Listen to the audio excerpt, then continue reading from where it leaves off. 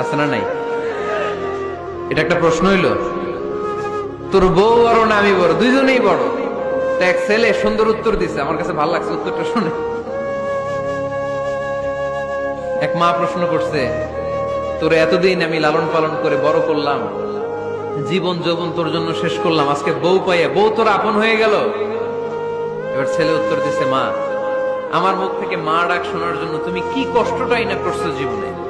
10 মাস আমারে পেটে ধারণ করলা, খাইতে পারো নাই, বমি করছো, খালি ওষুধ খাইছো, তোমার পেট কেটে আমারে বের করা হয়েছে, 2 বছর আমারে দুধ খাওয়াইছো, পেশাব পায়খানা পরিষ্কার করেছো, বয়স যখন 3-4 তখন তোমার আমি মা ডাকছি। এই মা ডাকটা শোনার জন্য তুমি এত কষ্ট করছো, আর আরেকবারের মাইয়া এই ঘরে আইসেই তোমার মা ডাকা শুরু করছে।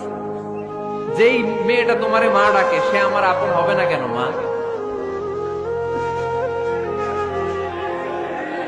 ঠিক কিনা? এই মা ডাক শোনার জন্য তুমি এত কষ্ট করলা, আমার লালন পালন করলা, 10 মাস পেটে ধরলা, পেশাব পায়খানা পরিষ্কার করলা, এরপরে মা ডাক শুনতে পারছো।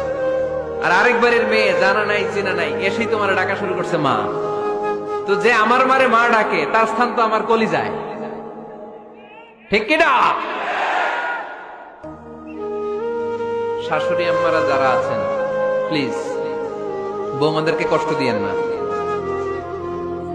অনেক শাশুড়ি আছে পান থেকে চুন খসলে রেগে যায়, পদে পদে স্ত্রীর ভুল ধরে, বউয়ের ভুল ধরে, আছে না নাই? এটা করবেন না। সে তো নতুন, আপনার অনেক এক্সপিরিয়েন্স হতে তার সময় লাগবে, তাকে সময় দিন, তাকে ভালোবাসুন, ঠিক কিনা? না বুঝে সামান্যতে বৌমারে বদদোয়া দেয়, এরকম আছে না নাই?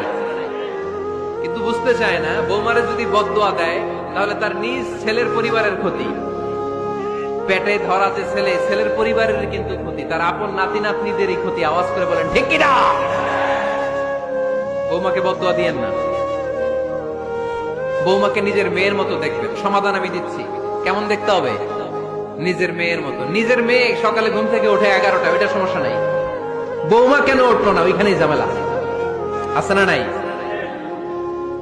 মেহেরবানি করে আপনার বৌমাকে আপনার নিজের মেয়ের মতো দেখেন। নিজের মেয়ের যেমনি আদর করেন তাকেও অমনি আদর করেন। আপনার বৌমারে যদি আপনি কষ্ট দেন, মনে রাখবেন আপনার নিজের মেয়েটাও আরেকবারের বউ হয়ে কয়েকদিন পরে যাবে। আপনি যা যা করবেন আপনার মেয়েকেও তারা ওই রকম কষ্ট দিয়ে বাড়িতে ফিরিয়ে দিবে। চিল্লায় বলেন ঠিক কিনা?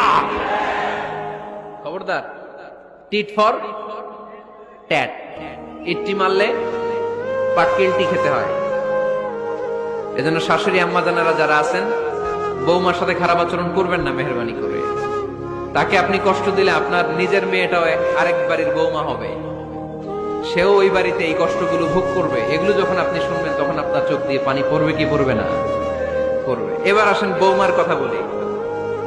বৌমা যারা আছেন মেহেরবানি করে, বৌমা যারা আছেন মেহেরবানি করে আপনার শাশুড়ি আম্মাকে নিজের মায়ের জায়গায় রাখবেন। আপনার বাড়ি ছেড়ে নতুন বাড়িতে আসছেন, তো এটাই তো আপনার বাড়ি। আপনার মা রেখে দিয়ে নতুন মা পাইছেন, এটাই তো আপনার মা। তো ওনাকে মায়ের জায়গায় বসাতে আপনার সমস্যাটা কোথায়?